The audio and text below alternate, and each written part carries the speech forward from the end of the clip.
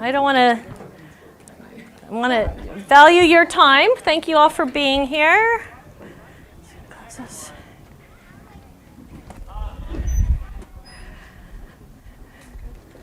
Okay, we've had a really great 3 days of school so far, but the heat is impacting a lot of us. The kids are like melting. I'm like, okay, hopefully this won't last too long. But this is my annual lunch with the directors. So I'm going to be giving you parent survey results, talking about some of the new things that we've been doing, some of our expectations. And then Gisu Bear is here, who's our foundation president, and she's going to give you some information about that too. So we'll just go ahead and get started. So our vision at Del Mar Pines is to empower students to create a better world.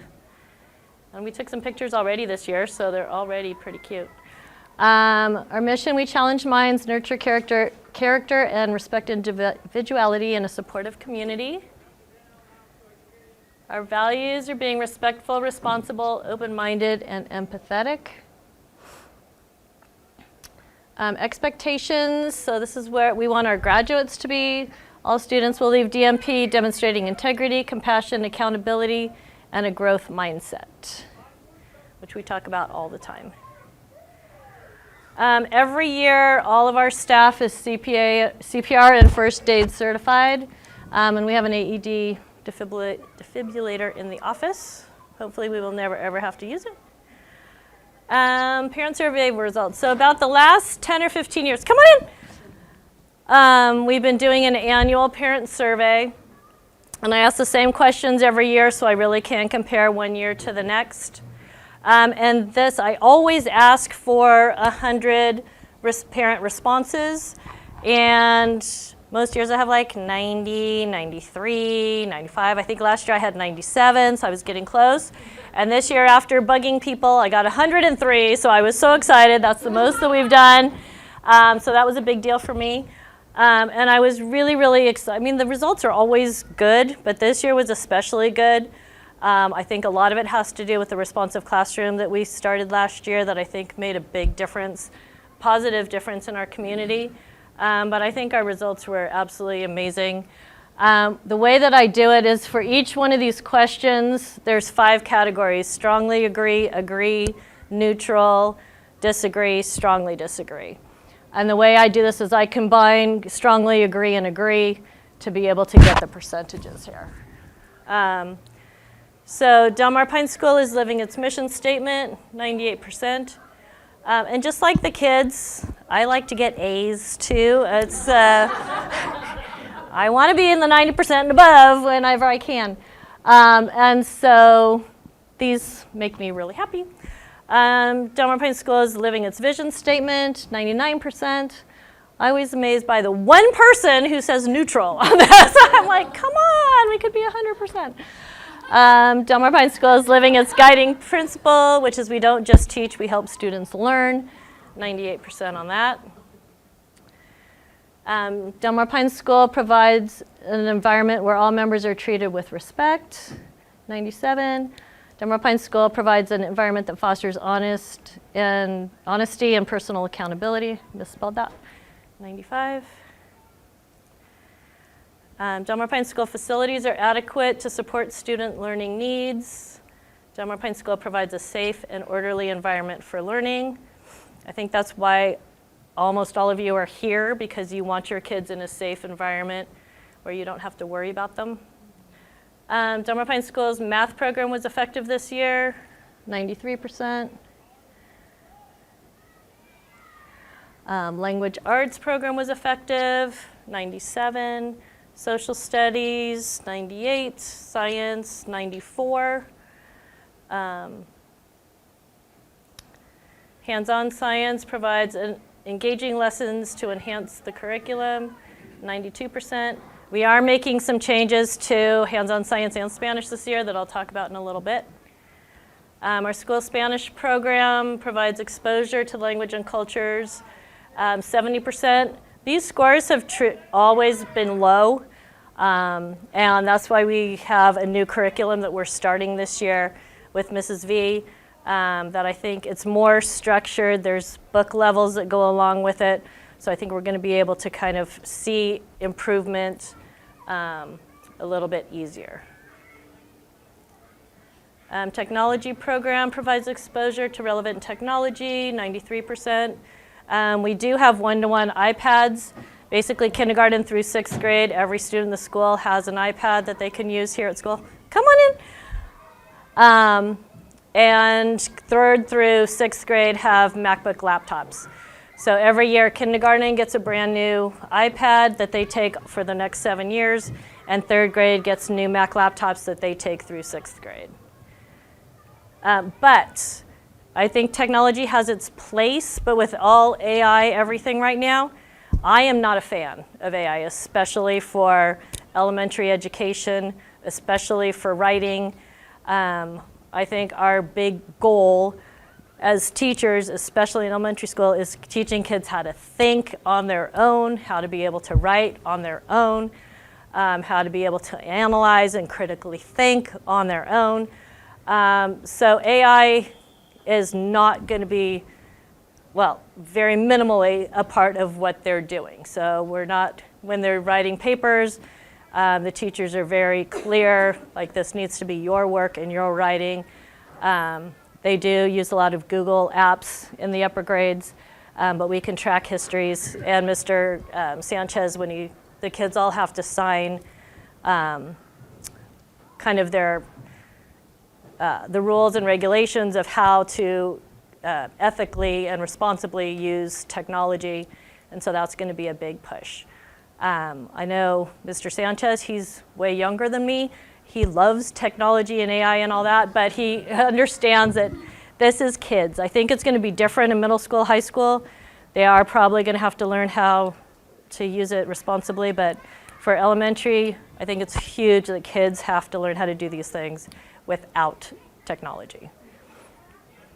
I'm very strong on that. Our music program was effective this year, 94%, Spring Sing, 93%. I don't know if you've noticed, but our room is now a black box theater. That's Mr.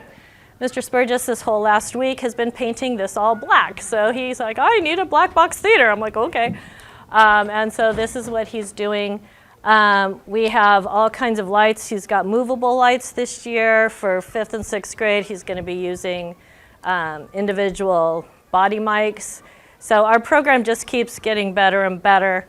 And our students really do have a lot of talent in this area because they've started in kindergarten all the way through. They have exposure to performing arts that I think is hugely important for kids. And for all people, basically, to be able to work on teamwork, public speaking, memorization, just feeling comfortable in front of an audience. It's something that I never had as a child, and I think it's fabulous. To see what our kids can do just blows my mind. The school art program is amazing, 99%. Still that one person. But kids love art, and they get such a broad range of exposure to different time periods of art, different famous artists, techniques. I mean, it's really, really amazing. And the other thing that I love about that for parents who have been here before is Mrs. Robinson has an Artsonia account for basically every child, so she makes pictures of almost all their art. And if you go into the office, she picked a 6th grade student from last year who was a beautiful artist, and she went back and found a piece from every year that the child did, so you can kind of see the progression, which is pretty interesting to see what our kids can do. PE program enhances my child's overall physical fitness, 99%. Coach Fortin is amazing. Classroom teachers provide a reasonable and appropriate amount of homework, 87%. This is still the age-old debate of some parents want 0 homework, some parents want more homework. So it's kind of, we can't please everybody all the time, but we believe strongly we don't give any homework in kindergarten. Our philosophy on homework is it's building responsibility, self-discipline, good study habits. to have an assignment, take it home, do it independently, and bring it back. We don't want parents helping on homework unless you're specifically asked to help, because we want the kids taking ownership from the very beginning. And it really is, I hear this all the time when our kids leave and go to middle school. The parents are always like, oh my God, my kid never complains about homework. They just go, they do it, they have the skills. And a lot of kids out there don't. So we try to stick to about 10 minutes per grade. So first grade should be 10 to 15 minutes a night, Monday through Thursday. By sixth grade, they're probably doing an hour. Sixth grade does have some weekend homework when they're doing more projects, but we're trying to prepare them for middle school. Ancillary teachers are effective in inspiring your children to do their best academically, socially, and emotionally, 97%. Classroom teachers inspiring, 98%. DMP curriculum meets the overall learning needs of your children, 98%. So this is important. We really want this whole experience to benefit them as a holistic, healthy young child. The communication is very important through weekly emails, through daily or weekly Instagram accounts, the bi-monthly newsletter, community updates that I do. So we really try to make sure parents do know what's going on and are informed. If you're not on your child's email or Instagram accounts already, every class has one. They'll be going over that at back to school night, because the teachers, especially lower grade, post pretty much every day. Upper grades post at least once a week, so you can see what's happening in the classrooms. Report cards are an effective form of providing feedback, 96%. Teachers provide timely and constructive feedback on my child's strengths and challenges, 96%. Del Mar Pines director responds to parents' needs in a timely and effective manner, 98%. Responds to students' needs in a timely and effective manner. So this makes me happy, because this is pretty much my whole job, is keep making sure that I'm being responsive to parents, teachers, and the students. So DMP provides sufficient opportunities for parent involvement, 99%. These are some pictures from our multicultural event that we brought back last year that was a lot of fun. But we have Science Discovery Day, that's a huge one that's coming up that I've already sent out an interest form. So if you can help for Science Discovery Day, that's a huge one coming up in October. We have the Halloween Carnival that we need tons of parents to help with that, and it's a really fun day. We have Young Artist Day that's coming up that we need lots of parents for that. Multicultural Day. Field Day at the end of the year, just class parties, events. We have family movie night coming up in a couple weeks. We have the gala party, that's the most fun thing ever, so you want to make sure that you come to that. So we do really want to foster the community feel that we're all one big happy family. And you can't read this, and neither can I right now. But the last question, or the second to last question, is what do you like best about Del Mar Pines School? And these answers are pretty much consistent year over year. It's almost always the small, close-knit community, great teachers, amazing feedback, passion, dedication, and love you all bring to each and every student. So these are just some samples of the 103 responses that people did. The faculty is truly amazing, brings out the potential in our kids, positive school culture. My child's comfortable approaching any teacher or staff member to talk about a problem or just have a conversation. Open-minded learning, inclusive environment, caring community. So it kind of just repeats. Those things have been consistent in all the years that we've been doing this. And that's why I think parents stay, because of these things are important to them.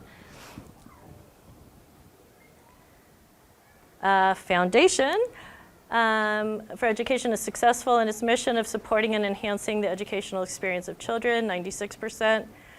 So Gisu is going to be talking about the foundation and giving you more information about that, but they do help support our school in a variety of different ways that are critically important to us functioning as well as possible.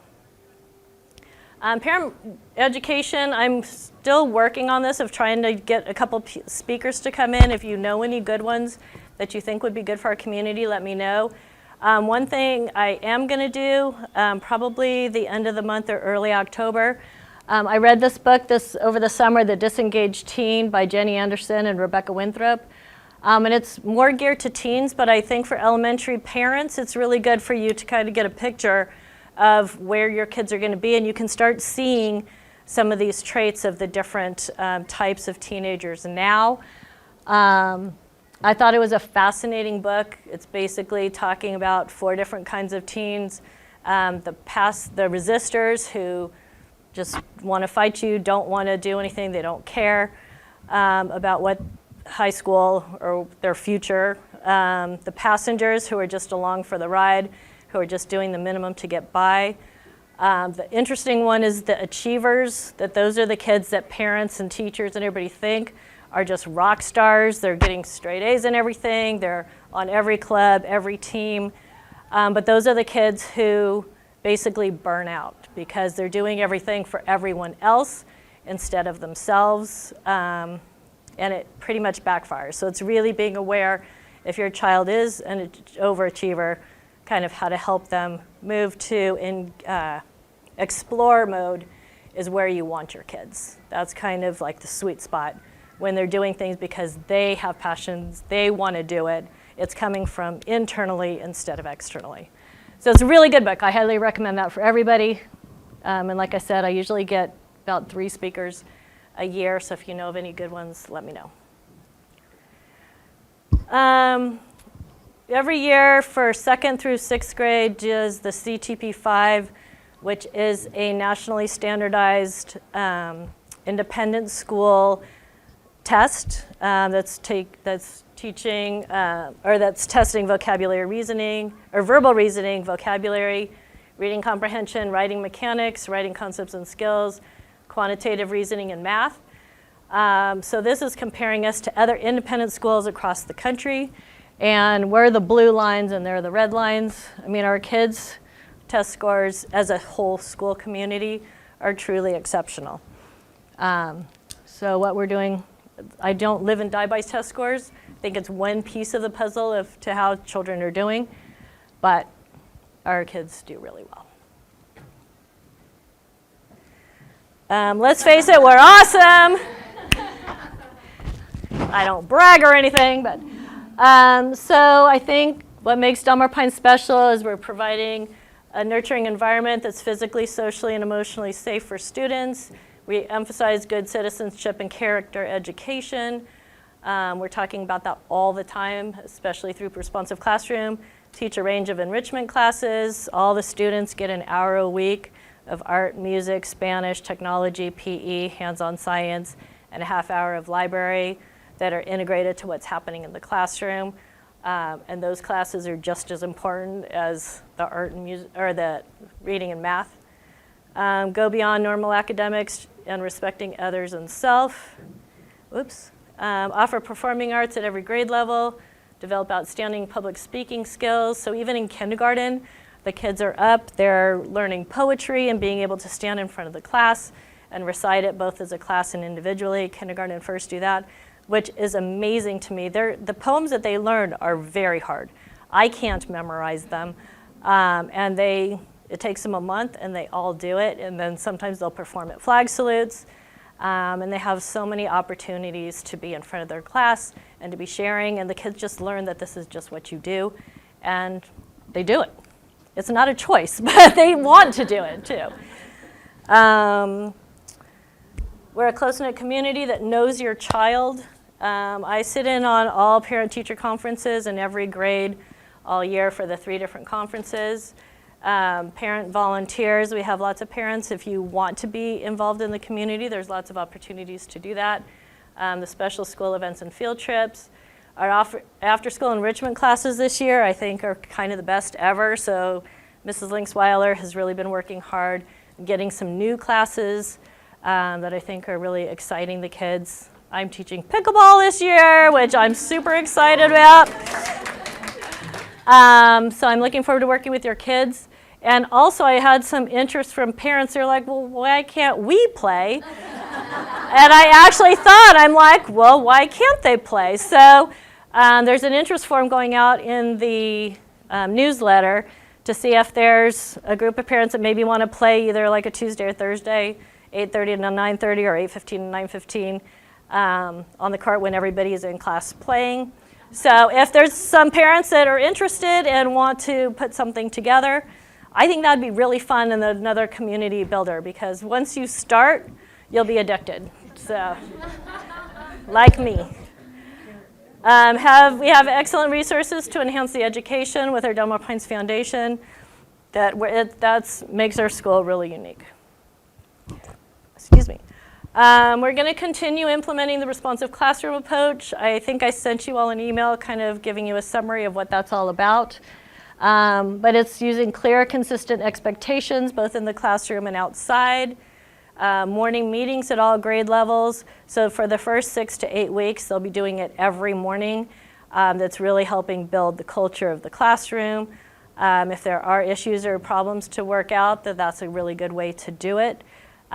When it gets to the end of the year, there might go down to like 3 days a week. But I think those are really, a lot of studies have shown that these morning meetings really make a big difference of helping the kids really understand and know each other very well, and I think it really helped last year. Also last year we came up with the Delmar Pines, we are safe, responsible, and respectful. The teachers talk about those 3 words all the time, what it looks like, what it means, what it feels like, how we show it. And pretty much every rule that you can think of falls under one of those 3 categories. So it keeps it simple. Kids can remember safe, responsible, respectful. They can't remember 50 rules. Don't do this, don't do this, don't do this. So that's made a big difference too.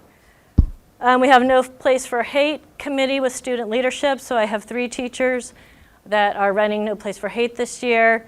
It's Mrs. Cox again, Mrs. DeMotorin, and Ryan Fortin. So those 3 are going to be running student leadership, which is for 4th, 5th, and 6th graders. Their applications should be going home probably next week. So the kids actually have to apply that says why they want to be on this committee. And they do different projects. They go into the classrooms and do presentations. There's 3 activities that we have to do to get our No Place for Hate designation. And so they really work on that. They also get to pick our spirit days for the year and some other leadership type opportunities. Diverse, inclusive, and age-appropriate literature in the library. And we still are doing the 7 Habits of Highly Effective Teens in for our 6th grade class that the teachers do talk about. It's just a great book of really preparing them for middle school, high school, and life. We went through our WASC accreditation last year. We got another 6-year accreditation. And this one was our best yet. Usually we would have 6-year accreditations with a 3 mid-cycle visit. This one we just have to do a short report. And so they'll be back in 2031 for the next full visit.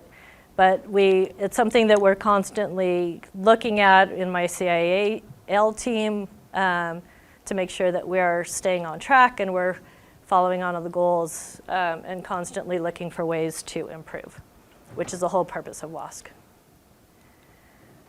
So this is some new things this year. Those are some of the kids playing pickleball yesterday, which is very fun. We've adopted a new science program this year. So we've been doing mystery science for probably the past 5 or 6 years. It was more of a COVID program, but it was something that the teachers really were not thinking was rigorous enough for our kids. We've been doing Inspire Science in 6th grade for about the past 5 or 6 years, and it's a really robust, great curriculum. So as a staff, we decided to adopt Inspire Science for K to 5. So the teachers are going to be more in charge of running the curriculum for their class, and Mrs. Vidal and Mr. Geis in the science lab are going to be assisting for the hands-on portion of it. But the teachers are more going to be running it this year, which is different than how mystery science worked. That I think is going to be a lot better. The new Spanish curriculum that we're adopting is called Vivamos Spanish for grades K to 6. Like I said, it has some leveled readers starting from, or not leveled readers, but a program from book A to book H. Basically starts in preschool, kindergarten, and is expected to go through like 8th grade. So we're going to kind of see where our kids are and try to take them through a progression in a more formalized way that I think will be really great. We added another staff member to aftercare this year. Our aftercare program has been getting huge last year, and we just needed some more help and supervision there. So Mrs. Bave is still going to be there full-time till 5:15. Mr. Geis is also going to be there the whole time. And then we'll have Mr. McCord do 2 days a week for the first hour. Ms. Lewis is going to do a day or 2 days, and Mr. Sanchez does 1 day for the first, I think, 2:45 to 3:45 or 4:15. So we have more supervision there, which I think is great. Let's see. Oh, new concrete to replace the asphalt. So you've probably noticed we took the basketball court out that used to be asphalt that was getting old and needed a refresh anyway, but the balls were always dirty and it was just a lot of maintenance. So thanks to the foundation and Amanda's over here somewhere, that we were able to take out all the asphalt, put in the concrete with the new lines, pickleball court for sure. And so I think that's made a huge difference for the area, and I think it's a lot cleaner and safer for the kids. Let's see, effective communication. Teachers have a weekly email that usually goes out on Sunday night or Monday. Daily or weekly Instagram posts, assignments on Google Classroom for grades 5 and 6, a bi-monthly community newsletter. The first one's going out September 1st that Ms. Linksweiler puts together. Community updates from me whenever needed. Open communication between teachers, administration, and parents. If you ever have a question, you can either call the office and get a message, or probably the best way is to email. The teachers or the office will always get back to you within 24 hours for any questions. It's really hard to just stop in the morning or trying to talk to teachers at dismissal time because they're trying to monitor their students. So try not to do it at those days or those times, but email is the best way. And Foundations sends regular emails as well. Early dismissals, so Torrey Pines every other Wednesday has early dismissal when they get out at 2:30. So we cannot get out at 2:30 the same days that they do. So that's when we have our 3:05 dismissal days that are all in the calendar. I'm in a group of heads of independent schools in San Diego, so I think there's 20 of us. The heads of Parker and Bishops and Jewish Academy, Pacific Ridge, Grower, Rhodes, Bishops, Children's School, Santa Fe Christian, DeGaino. And we've been meeting for probably 7 or 8 years now, probably 3 to 5 times a year.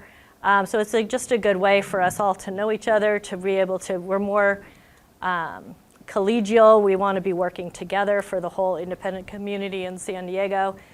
There's healthy competition sometimes between us, but overall we're really good friends, and we it's really nice if there is a question or something's going on to be able to have those people who have your same job to be able to help you through it. So it really is a positive working environment. And somehow I got in charge of this group, and I've been doing this for a long time. Nobody wants to take it over, so. And let's have a terrific year. So.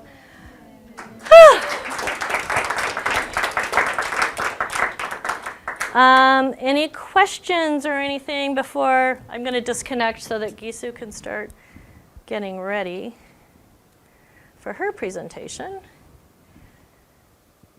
Yes. So the responsive classroom approach, is there a unified kind of way of implementing these things across the classrooms, like for SEL or disciplining that's appropriate, or that goes, I forgot what word to use, but that's when something goes wrong, the consequences are related to the action, right? Right. Is there a unified approach across all the grades, or is it kind of each class for themselves implementing these things? I mean, the program is really all about setting up very clear expectations, setting up clear routines and structures and expectations. So that's what they're doing now. It takes a couple weeks, and I'll be having an assembly with K to 3 and 4 to 6 on Tuesday, just going over kind of school-wide expectations of how to do things, mostly behavior outside, how to get your lunch. Now that they've had 3 days, just kind of following through on that. I think the program is all about being positive, focusing on the positives that people are doing, or that the kids are doing. And then if children are choosing to not follow expectations, it's clear and logical consequences. So it's tied to the behavior. Consequences are not for punishment, it's to reteach. So it's being able to say, okay, you're doing this now, but this is not how we're doing it. This is the process, and so giving some kind of logical consequence. Like if they're throwing food at the lunch table, it's like, well, the logical consequence is you have to pick it up and throw it away and take care of your responsibilities. So it's, I think that's pretty much the main thing of just keeping consequences productive and logical so that the kids are learning from them. The whole point is to learn from our mistakes, because we all make mistakes. The teachers and I, we never expect perfection, but just don't do the same thing over and over and over. Then there's a problem. What else? Yes? Sure. I agree with you with the AI thing you were talking about, especially in these grade levels. But I think AI is fundamentally changing a lot of things in the workplace. Software engineers have the highest unemployment rate right now, right? For 10 years, everyone's like, learn coding and you'll be fine, right? So that's not the case anymore. So are there other sort of things that the school would project forward and try to figure out how to set up these kids for success, either through values, creativity, other sort of things that make us human and that might make us successful 10, 15 years down the line? I know it's hard, AI is evolving so rapidly, but are there discussions around this at all? I mean, we are having discussions about that because teachers are trying to figure out how to best utilize it for themselves as teachers and what works and what doesn't. But I think the foundation of all of it is to really teach kids how to think and how to critically think and how to back up. Come on in. How to back up what they think, and with data, with finding evidence, with all the writing that the kids do when they're in a novel or something. It's like, well, you can say whatever you want, but back it up by evidence. What's the evidence you have? Even starting in like second grade, if they're doing a little report, what's the evidence that goes to it? So having them just think and not just say, oh, it says this, and so that's the truth. There's so much false information out there, and try to help kids to be discerning of what they're reading, and are these valid sources, like all these things. So Mr. Sanchez does a good job about doing that. But yeah, the world's changing very fast, but I believe in my bubble world that this is like, I want to do what's best for the kids where they are right now. And when things change, I mean, you do need to move with the times, and I think we have a balanced approach right now with what we're trying to do. Did that answer your question? Yeah.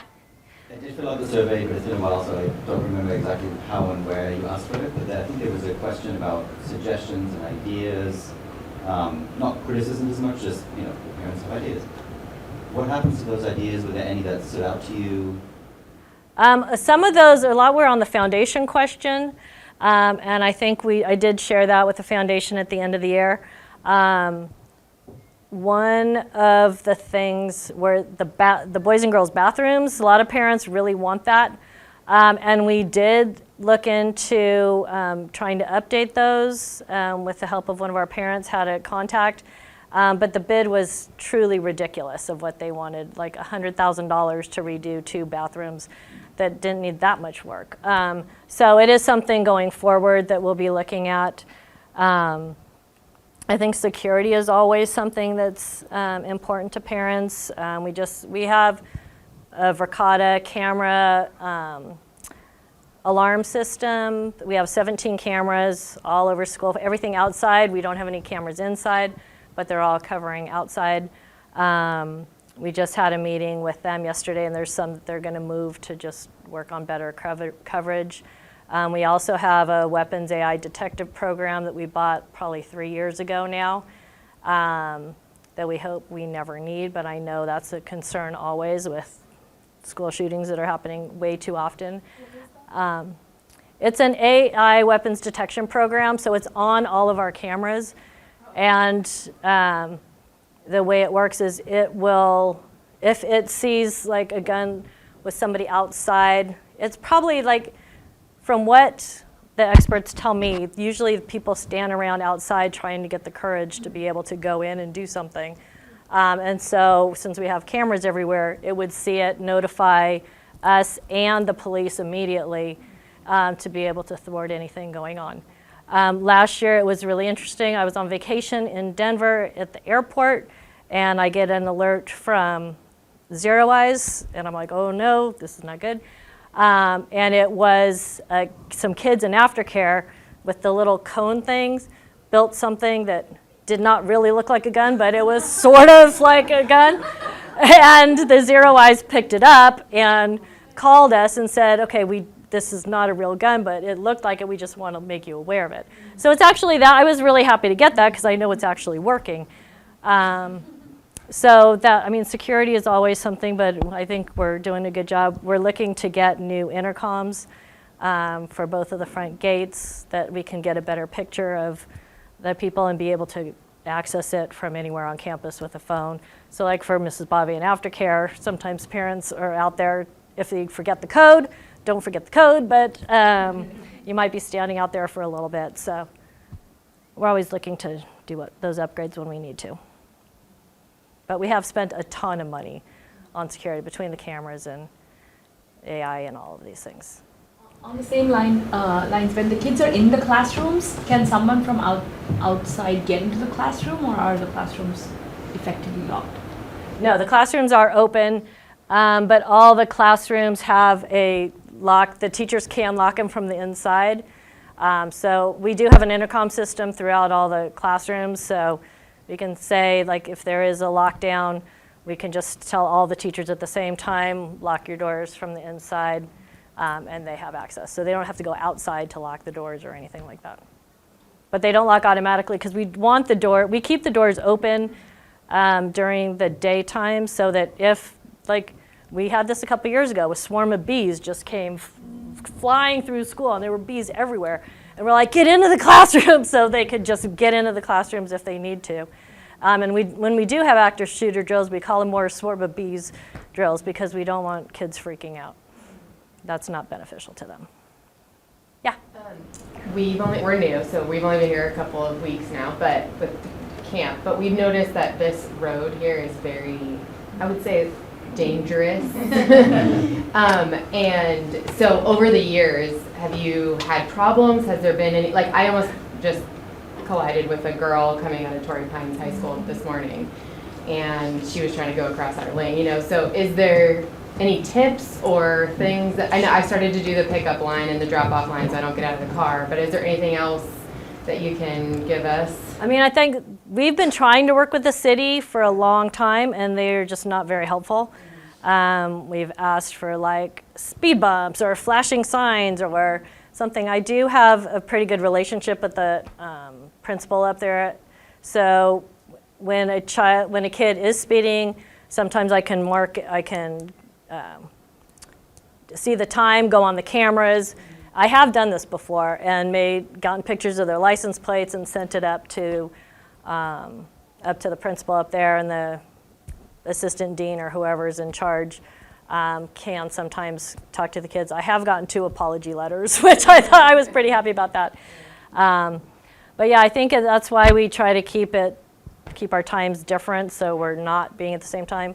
I think in the mornings, the earlier the better because they start coming typically like 10 to 8 to 8:30 is when they're trying to get on campus.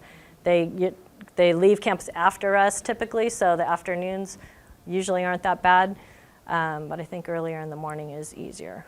But yeah, if anybody knows anybody at the city we've tried to call the police and say, stand here, you can get lots of tickets for the kids that are speeding. It's worse though when they are going to lunch, when they try to leave for lunch and come back. I think they leave at 1:10 and come back at like 1:40.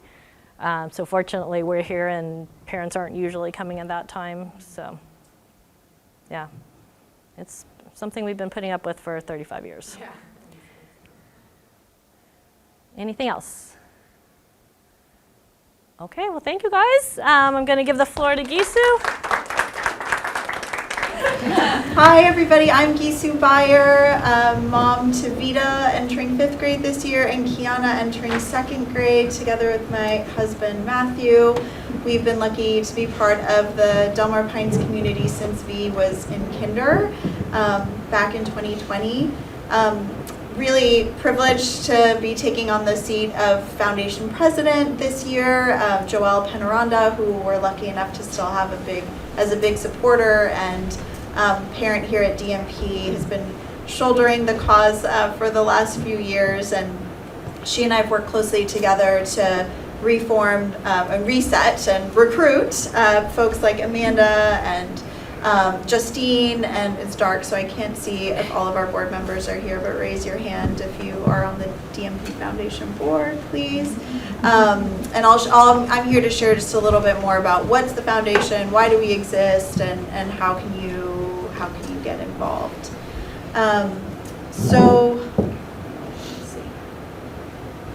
Okay, so short and sweet, our mission really is to support DMP. That's what we're here to do. The foundation was founded back in 2009 by a group of DMP parents who were interested in figuring out ways to support DMP in all of its endeavors.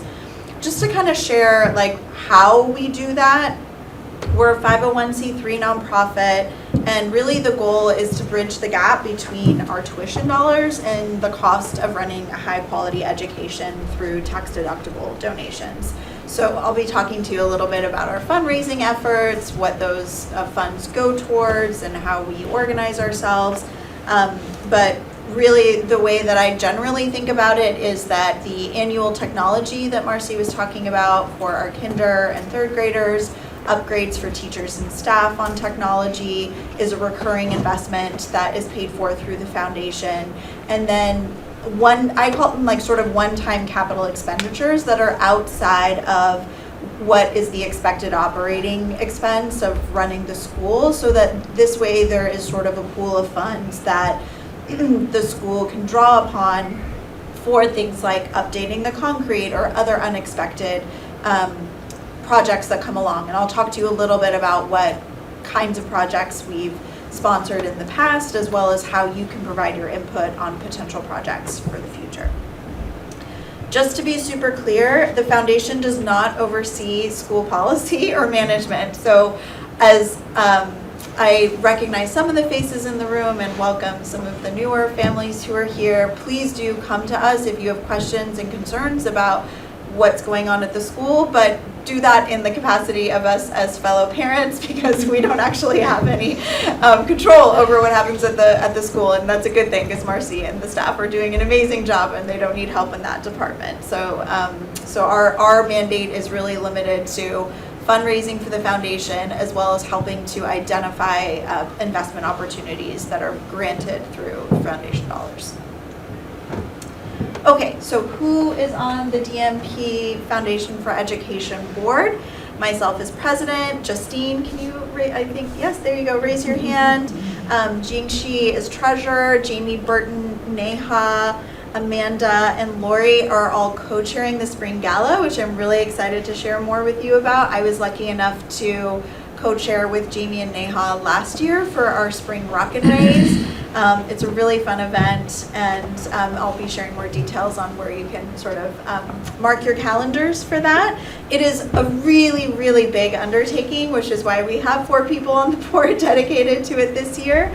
And then, of course, we have Marcy representing the school, and Holly Smith, who is the parent group lead.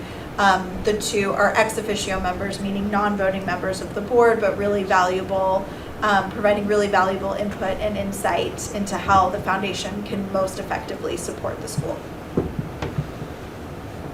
Okay, so how are grants initiated? We get input as a foundation from teachers and staff. As Marcy mentioned, she sits down with teachers regularly, obviously, but at the beginning of the school year and end of the school year, and often they have requests around enhancements to their classroom, new sort of chairs and tables or cabinets that they may need, and so that's one way we get input. Marcy also has a pulse on things along with Kevin in terms of projects that need funding. And then really all of you, especially through the parent survey. So we get a readout of ideas from all of you. It's maybe just an added incentive to really complete that survey at the end of the year because we do pour through every single comment and look at really where there's appetite to make investments. All of us really feel that it's our responsibility to represent you all as parents. And so if we don't know what's top of mind for you or what you wish and hope for as investments, then it makes it really difficult for us to decide where to deploy our funds. So please do fill out that parent survey, and in the interim, if there are things that you would like to see sponsored, please do grab one of us and share your ideas with us. We're always sort of keeping track of ways in which we can make DMP even better than it is today. Okay, so how do we fundraise? We basically have two main fundraising activities, maybe three if you count our Amazing Tell program. The first is the fall campaign. You're going to be hearing a lot from me over the next few weeks around our fall campaign. You should have already received an email about it before school started, and at Back to School, a dedicated ambassador from our board or our parent group will be sharing more with you about those details. And so we're kicking it off now. It goes until right after the Halloween carnival. The suggested request is $500 per child for donation, but our goal really is just 100% participation.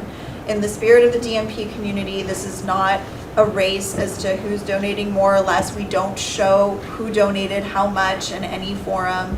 This is really just about showing that we're collectively here to contribute towards these projects, and that's what we're aiming for is 100%.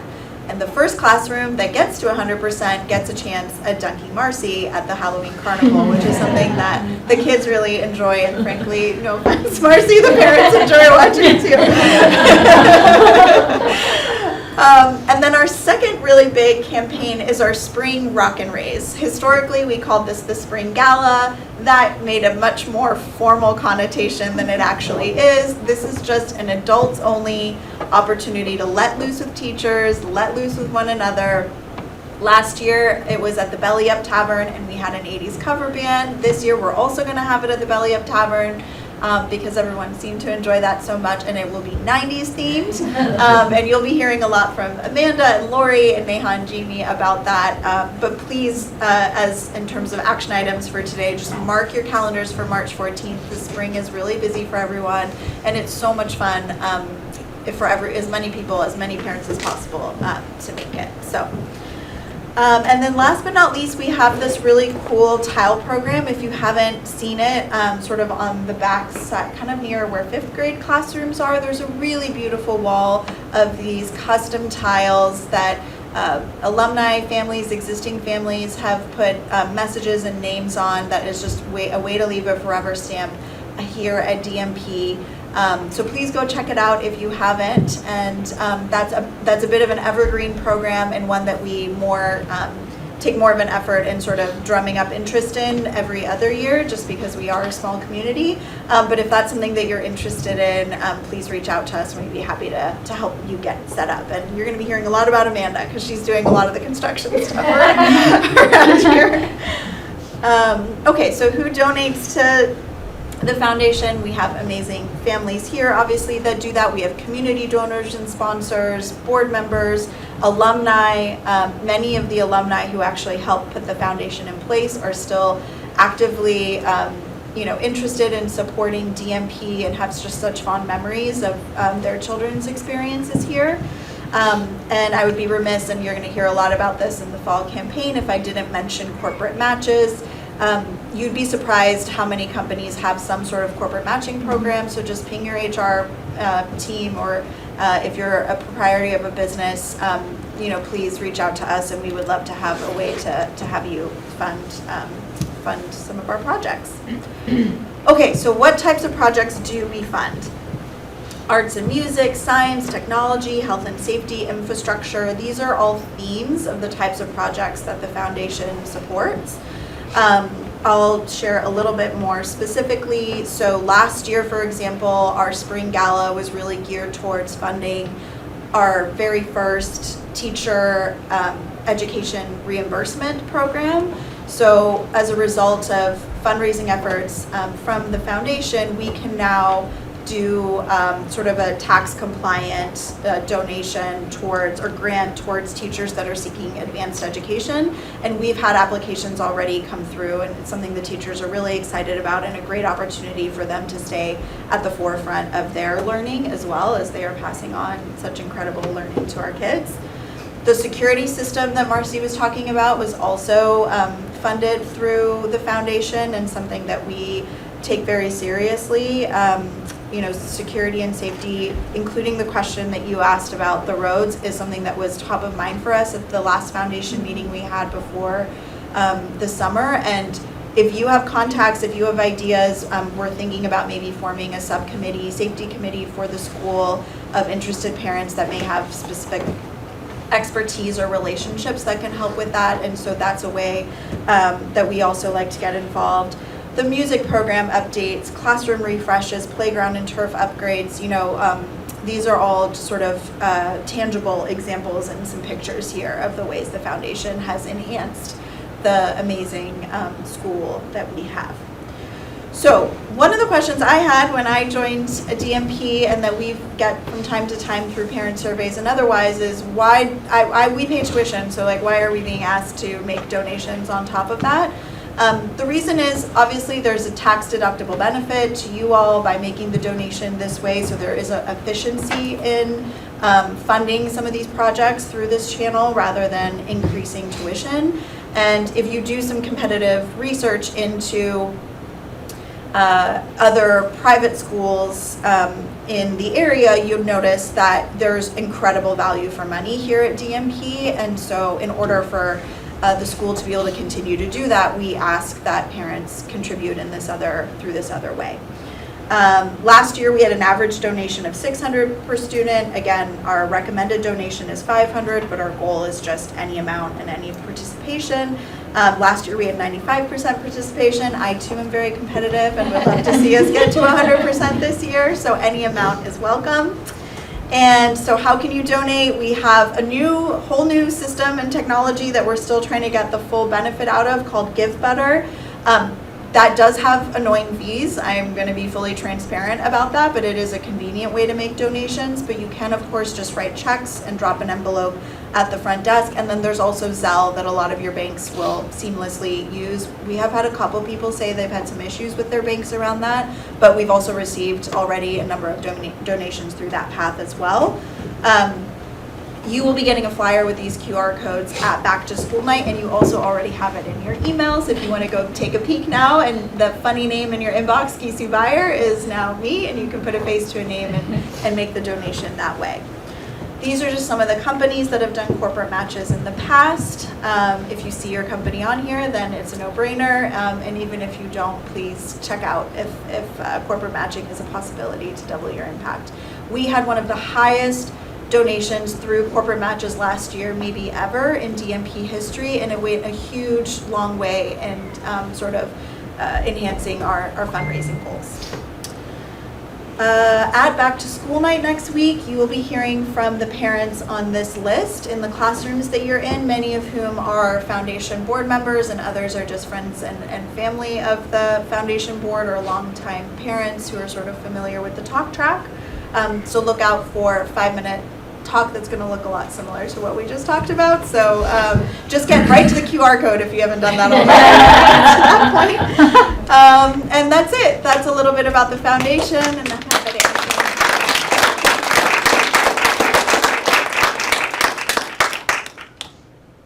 Anybody have any questions for me?